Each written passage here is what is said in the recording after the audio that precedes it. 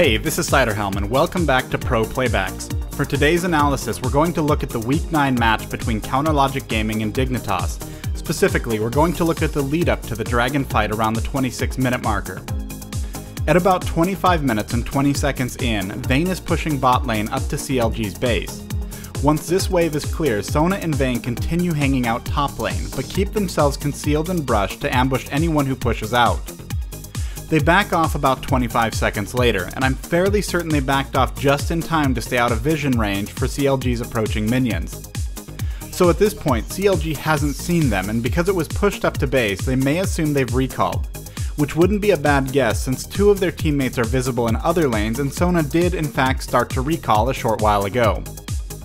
Now let's look at Zac. At about 25 minutes and 37 seconds in, Zac is clearly visible in top lane as he takes out a minion wave.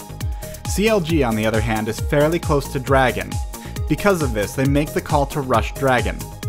So first, everyone heads straight to Dragon except for Ezreal, who takes a few seconds clearing out the 3 wolf camp. Those few seconds missing his damage and attack speed buff may very well have altered the upcoming team fight, as those few seconds may have allowed several of CLG's players to position better for a team fight. Second, let's look at what Zac does. As he exits top lane, he uses his slingshot to go over the first major wall, eliminating downtime from pathing. He then heads to the 4 Wraith camp and does the same. Now, Dignitas does not fully commit to this fight until 2 seconds before Zac shows up at mid lane. I say this because Vayne is not walking towards the fight, but suddenly makes a sharp turn upriver right as Zac is slingshotting into mid lane. Let's look at where things are. CLG correctly believed they could rush Dragon and take it out, and they do get the killing blow before anyone can contest it. They believed they had 4 advantages coming into this fight. First, Zac was top lane and couldn't get there in time.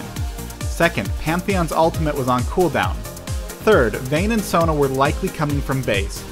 Fourth, the mobility from Ahri, Ezreal, and even Elise should allow them to reposition in a pinch. Aside from Pantheon's ultimate, they critically misjudged these factors.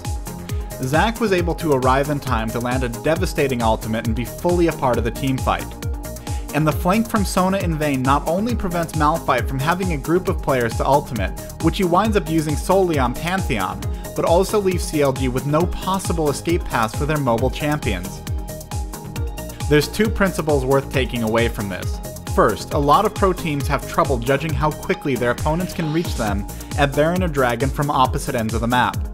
This is something I've covered in this series, and it's something that's worth keeping your eye on as you watch tournaments. There's another big principle.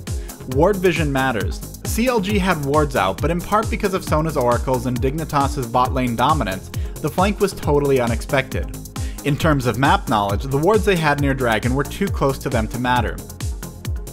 Thanks for watching this episode of Pro Playbacks. We'll be looking at the European scene next.